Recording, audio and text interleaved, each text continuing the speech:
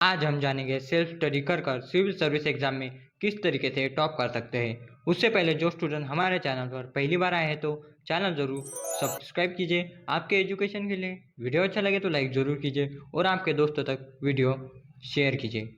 आज जानेंगे self study करने के ऐसे 10 तरीके जिनको टॉपर भी फॉलो करते हैं और टॉपर भी एग्ज़ाम में अच्छे मार्क लाकर अच्छे रैंक हासिल करते हैं। तो आज 8, 9, 10 नंबर के जो तरीके हैं वो आपका भविष्य बदल देंगे। तो वीडियो पूरी देखें, लास्ट तक देखें, क्योंकि आपका फ्यूचर आपके हाथ में है और आप इस वीडियो को देखकर आपका फ्यूचर चेंज कर सकते हैं, अच्छे मार्क एग्जाम में ला सकते हैं। तो वीडियो लास्ट तक जरूर देखें। तो स्टार्ट करते हैं वीडियो को। तो समझेंगे सबसे पहले सेल्फ स्टडी का मतलब क्या है। सेल्फ स्टडी मतलब स्वयं अध्ययन। लाइब्रेरी, घर या फिर जहाँ आप कंफर्टेबल हो वहाँ खुद से पढ़ाई करना होता है, जिसे हम आम भाषा में सेल्फ स्टडी करना कहते हैं। इस दौरान पढ़ने के साथ सीखना और विषयों को गहराई से समझना भी होता है। तो आज जानिए फर्स्ट जो इम्पोर्टेंट है तरीका सेल्फ स्टडी करने का वो क्या है। तो फर्स्ट जो इम्पोर्टेंट तरीका है वो है आपका एक लक्ष्य होना चाहिए, आपका गोल होना चाहिए। जिस गोल को आप हासिल करना चाहते हैं उस लक्ष्य को तय कर लें। दूसरे लोग आपसे क्या करना चाहते हैं इस बारे में ना सोचें। अपने लक्ष्य, अपने गोल अपने लिए ही बनाएं। लक्ष्य को पूरा करने का समय तय कर लें और उस लक्ष्य को पूरा करने से क्या हासिल होगा इसको जानने की कोशिश कीजिए। तो आपका गोल क्लियर होना चाहिए, आपको क्या बनना है, क्या करना है फ्यूचर में, किस तरीके से आपको स्टडी करना है या फिर किस तरीके से आपको एग्ज़ाम देनी चाहिए और देना है। तो आप गोल तय कर लें। सेकेंड नंबर पे जो इम्पोर्टेंट है वो है आपको स्टडी का टाइम टेबल बनाना चाहिए। आपको टाइम टेबल बना के ही पढ़ना चाहिए, क्योंकि हर एक स्टूडेंट, हर एक ब्रिलियंट स्टूडेंट टाइम टेबल बनाकर ही आप स्टडी करता है और उससे उसको बेनिफिट भी मिलता है। तो टाइम टेबल प्रत्येक विषयों में आपको क्या क्या पढ़ना है यह जान लें और रोज़ एक समय स्टडी के लिए तय कर लें। तो आपको टाइम तय करना चाहिए, आपको कितने घंटे पढ़ना है, कितने घंटे नहीं पढ़ना है और क्या क्या कितने घंटे आपको स्टडी करना है और क्या क्या स्टडी में पढ़ना है। तो टाइम टेबल डेली बनाएं और डेली टाइम टेबल बेस्ड आपको स्टडी आपकी करनी चाहिए और प्रैक्टिस कर सके एग्ज़ाम की और स्टडी रेगुलर कर सके। तो टाइम टेबल आपको खुद से ही खुद का बनाना चाहिए, जिससे आप अच्छी से अच्छी प्रैक्टिस कर सकते हैं। थर्ड जो इम्पोर्टेंट तरीका है वो है सिलेबस। आपको किसी भी एग्ज़ाम देने से पहले आपको सिलेबस समझना और सिलेबस पढ़ना चाहिए, क्योंकि आप बिना सिलेबस के एग्ज़ाम नहीं दे सकते। तो आपको सिलेबस समझना और सिलेबस रीड करना चाहिए, क्योंकि आपको सिलेबस के बेस पे ही क्वेश्चन आंसर पूछे जाएंगे किसी भी एग्ज़ाम में। आपको बुक भी जो आपको पढ़नी पड़ेंगी वो है सिलेबस के बेस पे ही पढ़नी पड़ेंगी। तो इसलिए आपको सिलेबस एकदम आपके माइंड में फिट होना चाहिए, आपको रीड होना चाहिए, अपने सिलेबस पे भी स्टडी करनी चाहिए पहले तो। उसके बाद आपको अन्य बुक और अन्य किताबों को पढ़ना चाहिए और क्या क्या किताबें पढ़ना है इम्पोर्टेंट है तो वो आपको सिलेबस से ही पता चलेगा। और सिलेबस आप जब तक नहीं पढ़ते तब तक आपको एग्ज़ाम में क्या पूछे जाएगा और आप पढ़ना क्या है आपको तो ये पता नहीं चलेगा। तो सिलेबस रीड करें, सिलेबस इम्पोर्टेंट है तो सिलेबस को ना भूलें। फोर्थ जो इम्पोर्टेंट है वो है एजुकेशन। आपको सेल्फ स्टडी करते समय एजुकेशन की बहुत ज़रूरत होती है, बहुत नीड होती है। तो हमारा चैनल आपको कंप्लीट एजुकेशन प्रोवाइड करता है सिविल सर्विस की और प्रैक्टिस भी करता है और आपको अच्छी से अच्छी एजुकेशन प्रोवाइड करता है, ताकि आप एग्ज़ाम में अच्छे मार्क्स ला सकें, अच्छी रैंक ला सकते हैं और अच्छी पोस्ट हासिल कर सकें और टॉप भी कर सके। तो हमारे चैनल को ज़रूर सब्सक्राइब कीजिए ऐसी एजुकेशन वीडियो के लिए, तो जिससे आपको फ्यूचर में लाभ हो और फ्यूचर में आप अच्छे से अच्छे मार्क्स किसी भी एग्ज़ाम में ला सके। फिफ्थ नंबर जो इम्पोर्टेंट है वो है कंसंट्रेशन। आपको स्टडी करते समय एक जगह कंसंट्रेशन करना चाहिए, जो कि आपकी बुक, आपकी किताब है। तो आपको जो पढ़ना है उस पर आप एकदम कंसंट्रेशन हो कि एक लक्ष्य देकर पढ़ाई करते रहें, क्योंकि आपका कंसंट्रेशन नहीं रहेगा किसी भी टॉपिक को पढ़ते समय तो आप क्या पढ़ रहे हो ये आपको नहीं समझेगा, आप स्टडी अच्छे से नहीं कर सकेंगे। तो सेल्फ स्टडी करते समय कंसंट्रेशन, एक लक्ष्य आपको स्टडी में ही देना। किताब में जब रहेगा तब आप अच्छी से अच्छी स्टडी कर सकेंगे। तो कंसंट्रेशन इंपॉर्टेंट है, तो कंसंट्रेशन एक जगह फोकस करें जो कि आपकी किताब है, किताब में और जो भी आप पढ़ रहे हैं कंसंट्रेशन होना बहुत इम्पोर्टेंट है। 6 नंबर पे जो तरीका आज हम बताएंगे वो बहुत इंपॉर्टेंट है, वो है रिवीजन।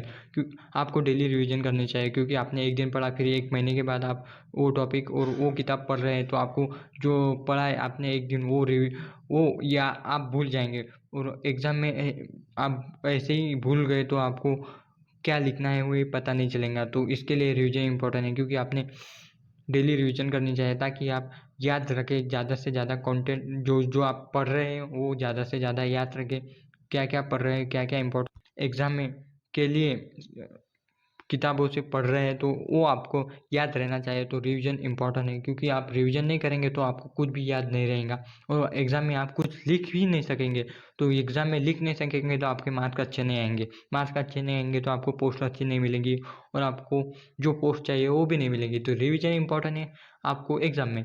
तो रिवीजन आपने करनी चाहिए, तो रिवीजन आप ज़रूर करें, क्योंकि आप डेली रिवीजन करेंगे तो आपको डेली याद रहेगा और याद रहेगा तो आपका आईक्यू लेवल बढ़ जाएगा। तो आईक्यू लेवल बढ़ेगा तो आपको एग्ज़ाम में भी जो भी क्वेश्चन आएगा तो उसके आंसर आप जल्दी लिख सकेंगे, क्योंकि आपको याद रहेंगे। तो इसलिए रिवीजन इम्पोर्टेंट है। 7 नंबर पे जो इम्पोर्टेंट तरीका है वो है मॉक टेस्ट। आपको मॉक टेस्ट देने चाहिए। आप सेल्फ स्टडी कर रहे हैं तभी भी आपको मॉक टेस्ट देने चाहिए, क्योंकि आपको मॉक टेस्ट में पता चलेगा कि आप कहाँ कम है और कहाँ आपने परफेक्ट है अपने एजुकेशन में, अपने पढ़ाई में। तो मतलब आपको जिस मॉक टेस्ट में कम नंबर मिले उस मॉक टेस्ट में आप समझने की कोशिश कीजिए कि आपको इस टॉपिक को ज़्यादा से ज़्यादा पढ़ना है, ज़्यादा से ज़्यादा रीड करना है, ताकि आप अच्छे से अच्छे मार्क्स ला सके। तो आपको इसकी जो एजुकेशन है वो आपको मॉक टेस्ट दे के ही पता चलेंगी। जो पढ़ाई आप करेंगे तो मॉक टेस्ट इम्पोर्टेंट है, क्योंकि रह गई है जो पढ़ाई आपकी करने की वो आपको मॉक टेस्ट देके ही पता चलेगा कि आपने इस टॉपिक को कम पढ़ा है तो अभी आपको ज़्यादा पढ़ना चाहिए, क्योंकि उस टॉपिक में आपके कम ही मार्क आएंगे जो आप मॉक टेस्ट देंगे। तो इसलिए मॉक टेस्ट देना इम्पोर्टेंट है किसी भी सिविल सर्विस एग्ज़ाम के लिए या फिर अन्य एग्ज़ाम के लिए। तो मॉक टेस्ट दें और जिससे आपको लाभ होगा और फ़ायदा होगा एग्ज़ाम के लिए। 8 नंबर पे जो इम्पोर्टेंट तरीका है वो है आपका मॉर्निंग स्टडी बेस्ट है या फिर नाइट स्टडी। तो मैं तो आपको रिकमेंड करूँगा कि मॉर्निंग स्टडी अच्छी होती है, क्योंकि आप मॉर्निंग में फ्रेश माइंड से पढ़ेंगे तो आपको दिन भर वो जो पढ़ा है वो याद रहेगा। बट आप नाइट की भी स्टडी में भी पढ़ेंगे कंसंट्रेशन दे के तो आपको नाइट में पढ़ के भी आप टॉप कर सकते हैं, क्योंकि आपको जब कंफर्टेबल टाइम मिलेगा तब आप पढ़ें। तब डज़न्ट मैटर कि मॉर्निंग में स्टडी करनी चाहिए या फिर नाइट में। तो आप जब अच्छा आपका मूड फ्रेश रहेगा और आपको जब टाइम मिलेगा तो आप तब पढ़ें और अच्छे से अच्छे कंसंट्रेशन देके पढ़ें, ताकि आप अच्छे मार्क्स ला सकें किसी भी एग्ज़ाम में। 9 नंबर पे जो तरीका है वो है टाइम मैनेजमेंट। आपको टाइम मैनेजमेंट आना चाहिए किसी भी एग्ज़ाम देने के लिए, क्योंकि आप एग्ज़ाम देने जाएंगे और आपको आता तो सब है पर आपको टाइम कम मिल रहा है एग्ज़ाम देते समय। आपको लिखना बहुत है पर आपको टाइम नहीं है, तो टाइम मैनेजमेंट आपको करना ही चाहिए। आपको सीखना ही चाहिए कि किस तरीके से टाइम मैनेजमेंट करते हैं। तो आपको टाइम मैनेजमेंट पे वीडियो अवेलेबल चाहिए होंगी तो हमें कमेंट बॉक्स में ज़रूर कीजिए, बताइए। और आपको किस टॉपिक पे और एजुकेशन चाहिए हमारे चैनल से तो आप हमें कमेंट बॉक्स में ज़रूर बताइए, हम उस टॉपिक पे हम आपको एजुकेशन प्रोवाइड करेंगे। तो टाइम मैनेजमेंट आपको करनी चाहिए, मतलब डेली आपको टाइम लगाकर आपको राइटिंग प्रैक्टिस करनी चाहिए, क्योंकि आपको तब पता चलेगा कि आपकी स्पीड कितनी है, आप कितने टाइम में कितना पेज कितना लिख सकते हैं।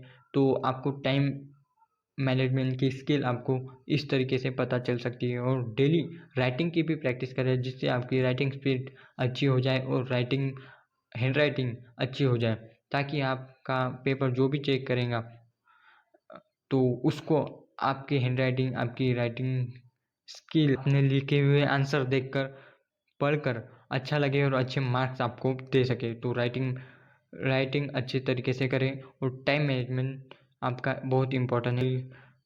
10 नंबर पे जो इम्पोर्टेंट है वो है पेशेंस। किसी भी एग्ज़ाम देते समय, सिविल सर्विस या फिर अन्य एग्ज़ाम देते समय पेशेंस रखना ज़रूरी है, क्योंकि पेशेंस, आप एग्ज़ाम की चिंता नहीं होंगी, घबराहट नहीं होगी, क्योंकि आप पेशेंस नहीं रखेंगे तो आपको चिंता होगी कि आपने पेपर अच्छा लिखा है कि नहीं, आपको अच्छे मार्क्स मिलेंगे कि नहीं, अच्छी पोस्ट मिलेंगी कि नहीं। तो आप पेशेंस रखें, अपने ऊपर कॉन्फिडेंस रखें, खुद पे विश्वास करें और अच्छे से अच्छा आपने पेपर लिखा है तो इस पे आप फोकस रहें, इस बात पे कि आपने अच्छा पेपर लिखा है और आपको अच्छी पोस्ट मिलेंगी।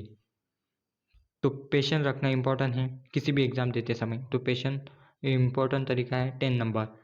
आपको आपको इन 10 तरीकों में से कौन सा तरीका अच्छा लगा है हमें कमेंट बॉक्स में ज़रूर बताएं और आप डेली फॉलो करें इन तरीकों को, क्योंकि टॉपर्स इन तरीकों को फॉलो करके ही पढ़ाई में अच्छे मार्क्स ला सके और अच्छी पोस्ट हासिल कर सके, क्योंकि ये इन 10 तरीकों को टॉपर्स भी रिकमेंड करते हैं। तो 10 तरीकों को ज़रूर फॉलो करें और आपके दोस्तों तक सेल्फ स्टडी वीडियो शेयर कीजिए, क्योंकि वो भी सेल्फ स्टडी कर कर ही आगे बढ़ सकते हैं और आप भी बढ़ सकते हैं। तो ज़रूर हमारे चैनल को भी सब्सक्राइब कीजिए। ऐसी एजुकेशन वीडियो हम प्रोवाइड करते हैं तो और अन्य वीडियो अवेलेबल होने वाली है फ्यूचर में। तो आप ज़रूर हमारे चैनल को सब्सक्राइब कीजिए। वीडियो अच्छा लगे तो लाइक ज़रूर कीजिए और हमें कमेंट बॉक्स में आपके सुझाव बताएं कि आपको और क्या किस किस टॉपिक पे एजुकेशन चाहिए।